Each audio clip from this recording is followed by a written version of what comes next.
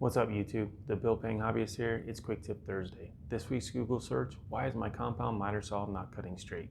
There's a few reasons for this. We'll discuss two. Number one rule, unplug it first. Let's talk about the blade. Make sure it's installed correctly, it's flat up against the arbor plates, and the arbor nut is tightened properly. Also make sure the blade's not warped. I think the easiest way to do this is to lay it on a flat surface. If it's warped, you'll see it. Let's talk about alignment. Set your saw at 90 degrees and use a speed square to make sure that the blade is perpendicular to the fence. If it's not, read your manual on how to adjust the fence. The other adjustment to check is the bevel. A compound miter saw bevels both horizontally and vertically. Set them each at 45 degrees and use a speed square to verify. If either is off, read the manual on how to adjust the stops, not the fence. Thanks for watching. We hope you learned something new. Click to subscribe, give us a thumbs up, and please share our videos. We really do appreciate your time.